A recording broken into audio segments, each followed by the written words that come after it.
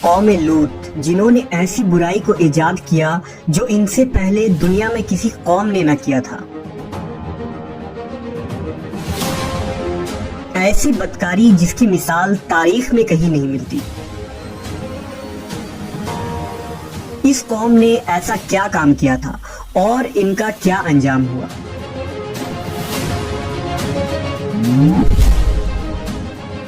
حضرت لوط علیہ السلام اللہ کے ایک برگزیدہ نبی تھے۔ آپ کے والد کا نام ہاران تھا جو تاریخ کے بیٹے تھے۔ آپ کی پیدائش عراق کے قدیم شہر اور میں ہوئی تھی۔ اس شہر میں ابراہیم علیہ السلام کا مسکن تھا۔ دراصل لوط علیہ السلام کے والد ہاران حضرت ابراہیم کے سگے بھائی تھے، یعنی حضرت لوط علیہ السلام حضرت ابراہیم کے بھتیجے تھے۔ چونکہ حضرت لوط علیہ السلام کے والد ان کے بچپن میں ہی انتقال کر چکے تھے، لہذا حضرت لوط کو حضرت ابراہیم نے بیٹا بنا کر پالا تھا۔ آپ حضرت ابراہیم پر سب سے پہلے ایمان لانے والوں میں شامل ہیں۔ آپ حضرت ابراہیم کے زمانے میں اہل سدوم کی رہنمائی کے لیے نبوت کے منصب پر فائز ہوئے۔ حضرت لوط کے بہت سارے معجزات ہیں۔ آپ جس وقت بارش کے لیے دعا کرتے تھے تو آسمان بادلوں سے بھر جاتا اور خوب بارش ہوتی تھی۔ حضرت لوط جس پتھر پر سر رکھ کر سوتے، اس پتھر پر آپ کے سر مبارک کا نشان بن جاتا تھا۔ سدوم وہ علاقہ تھا جہاں لوط علیہ السلام مبعوث فرمائے گئے۔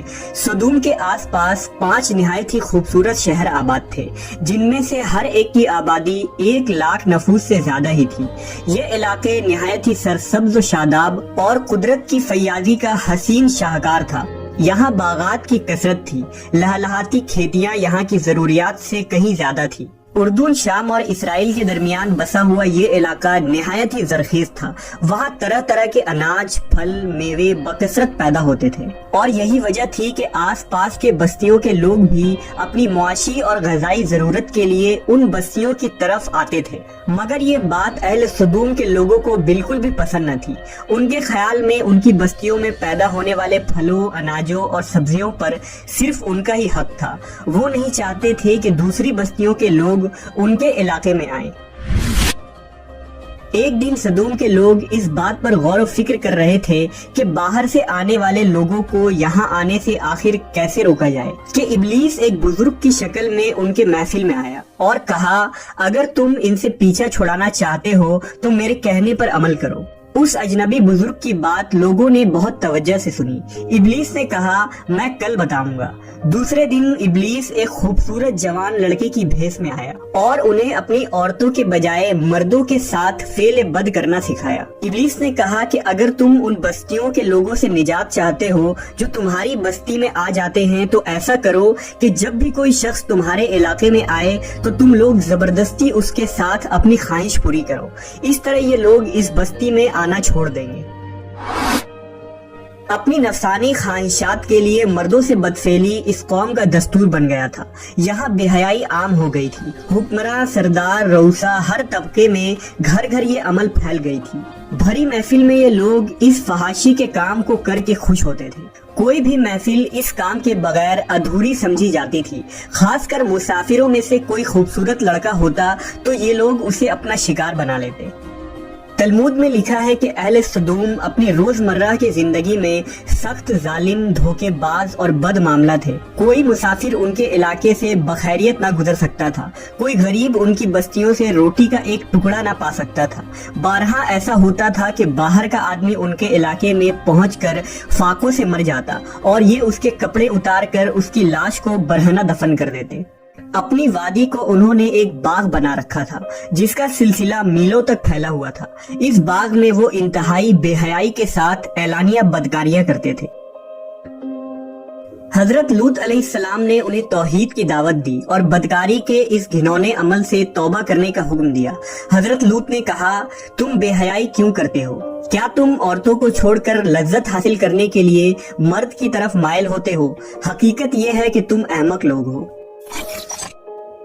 حضرت لوط اہل سدوم کو دن رات واعظ و نصیحت کیا کرتے، لیکن قوم پر اس کا کوئی اثر نہ ہوا، بلکہ وہ بہت فخریہ انداز میں یہ کام کرتے تھے۔ انہیں حضرت لوط کا سمجھانا بھی برا لگتا تھا، لہٰذا انہوں نے صاف صاف کہہ دیا کہ اگر تم ہمیں اسی طرح برا کہتے رہے اور ہمارے کاموں میں مداخلت کرتے رہے تو ہم تمہیں اپنے شہر سے نکال دیں گے۔ حضرت لوط نے نصیحت و تبلیغ کا سلسلہ جاری رکھا، لہٰذا ایک دن اہل سدوم نے خود ہی عذاب الہی کا مطالبہ کر دیا۔ اللہ تعالیٰ نے اب تک ان کے اس بدترین فحاشی اور بدکاری کے باوجود ڈھیل دے رکھی تھی، لیکن جب انہوں نے حضرت لوط سے ایک دن کہا کہ اگر تم سچے ہو تو ہم پر عذاب لے آؤ، لہٰذا ان پر عذاب الہی کا فیصلہ ہو گیا۔ اللہ نے اپنے خاص فرشتوں کو دنیا کی طرف روانہ کر دیا۔ یہ فرشتے دراصل حضرت جبرائیل، میکائیل اور اسرافیل علیہ السلام تھے۔ پھر یہ فرشتے حضرت لوط علیہ السلام کے گھر تشریف لے آئے۔ حضرت لوط نے جب ان خوبصورت نوعمر لڑکوں کو دیکھا تو سخت گھبراہٹ اور پریشانی میں مبتلا ہو گئے۔ انہیں یہ خطرہ محسوس ہوا کہ اگر ان کے قوم کے لوگوں نے انہیں دیکھ لیا تو نہ جانے وہ ان کے ساتھ کیا سلوک کریں گے۔ حضرت لوط کی بیوی کا نام وائلہ تھا، اس نے آپ پر ایمان نہ لایا تھا اور وہ دراصل منافقہ تھی، وہ کافروں کے ساتھ تھی، لہٰذا اس نے جا کر اہل سدوم کو یہ خبر دے دی کہ لوط کے گھر نوجوان لڑکے مہمان ٹھہرے ہوئے ہیں۔ یہ سن کر بستی والے دوڑتے ہوئے حضرت لوط کے گھر پہنچے۔ حضرت لوط نے کہا، اے قوم، یہ جو میری قوم کی لڑکیاں ہیں یہ تمہارے لیے جائز اور پاک ہیں، اللہ سے ڈرو اور مجھے میرے مہمانوں کے سامنے رسوا نہ کرو۔ کیا تم میں سے کوئی بھی شائستہ آدمی نہیں؟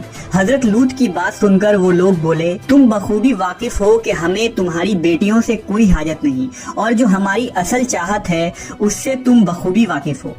قوم لوط کے اس بے شرمانہ جواب سے اندازہ لگایا جا سکتا ہے کہ وہ فعل بد میں کس حد تک مبتلا ہو چکے تھے۔ جب حضرت لوط علیہ السلام کی قوم ان کے گھر کی طرف دوڑتی ہوئی آئی تو حضرت لوط نے گھر کے دروازے بند کر دیے اور ان نوجوانوں کو ایک کمرے میں چھپا دیا۔ اس بدکار لوگوں نے آپ کے گھر کا گھیراؤ کیا ہوا تھا اور ان میں سے کچھ گھر کے دیوار پر بھی چڑھنے کی کوشش کر رہے تھے۔ حضرت لوط اپنے مہمانوں کی عزت کے خیال سے بہت زیادہ گھبرائے ہوئے تھے۔ فرشتے یہ سب منظر دیکھ رہے تھے۔ جب انہوں نے حضرت لوط علیہ السلام کی بے بسی اور پریشانی کا یہ عالم دیکھا تو حقیقت سے پردہ اٹھاتے ہوئے یوں فرمایا، اے لوط، ہم تمہارے رب کے بھیجے ہوئے فرشتے ہیں، یہ لوگ ہرگز تم تک نہیں پہنچ سکیں گے۔ ابھی کچھ رات باقی ہے تو اپنے گھر والوں کو لے کر چل دو اور تم میں سے کوئی شخص پیچھے مڑ کر نہ دیکھے۔ اہل سدوم حضرت لوط کے گھر کا دروازہ توڑنے پر بضد تھے، لہٰذا حضرت جبرائیل علیہ السلام نے گھر سے باہر نکل کر اپنے پر کا ایک کونا انہیں مارا، جس سے ان سب کی آنکھوں کے ڈھیلے باہر نکل آئے اور بصارت زائل ہو گئی۔ یہ خاص عذاب ان لوگوں کو پہنچا جو حضرت لوط کے پاس بد نیتی سے آئے تھے۔ حضرت لوط علیہ السلام حقیقت حال جان کر مطمئن ہو گئے اور اپنے گھر والوں کے ساتھ رات ہی کو نکل کھڑے ہوئے۔ بیوی بھی ان کے ساتھ تھی، لیکن کچھ دور جا کر وہ واپس اپنے قوم کی طرف پلٹ گئی اور قوم کے ساتھ جہنم رسید ہو گئی۔ صبح کا آغاز ہوا تو اللہ کے حکم سے حضرت جبرائیل نے بستی کو اپنے پر سے اکھاڑ دیا اور پھر اپنے بازو پر رکھ کر آسمان پر چڑھ گئے، یہاں تک کہ آسمان والوں نے بستی کے کتے کے بھونکنے اور مرغوں کے بولنے کی آوازیں سنی۔ پھر اس بستی کو زمین پر دے مارا، جس کے بعد ان پر پتھروں کی بارش ہوئی۔ ہر پتھر پر مرنے والوں کا نام لکھا ہوا تھا۔ جب یہ پتھر ان کو لگتے تو سر پاش پاش ہو جاتے۔ صبح سویرے شروع ہونے والا یہ عذاب اشراق تک پوری بستی کو نیست و نابود کر چکا تھا۔ قوم لوط کی ان خوبصورت بستیوں کو اللہ نے ایک انتہائی بدبودار اور سیاہ جھیل میں تبدیل کر دیا، جس کے پانی سے رہتی دنیا تک کوئی فائدہ نہیں اٹھایا جا سکتا۔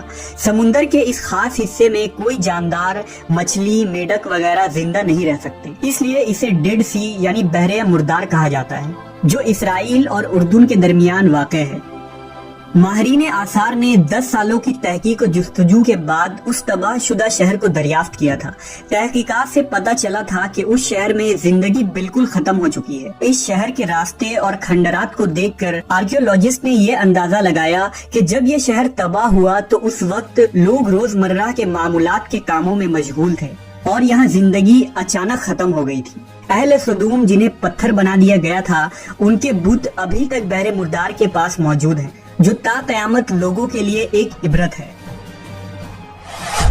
آج یورپی ممالک میں انسانی آزادی کے نام پر اس بدکاری کی اجازت دی جاتی ہے اور اس فحش عمل کو فخر سمجھا جاتا ہے، مگر حقیقت یہ ہے کہ ہم جنس پرستی بالکل فطرت کے خلاف ہے، جس سے انسانی معاشرہ تباہ و برباد ہو جاتا ہے۔ روایتوں کے مطابق ایک مرتبہ حضرت سلیمان علیہ السلام نے شیطان سے پوچھا کہ اللہ کے نزدیک سب سے بدترین عمل کیا ہے؟ ابلیس بولا، جب مرد مرد سے بدفعلی کرے اور عورت عورت سے خواہش پوری کرے۔ حضرت ابن عباس سے روایت ہے کہ رسول اللہ صلی اللہ علیہ وسلم نے فرمایا کہ اس شخص پر اللہ پاک کی لعنت ہو جو قوم لوط والا عمل کرے۔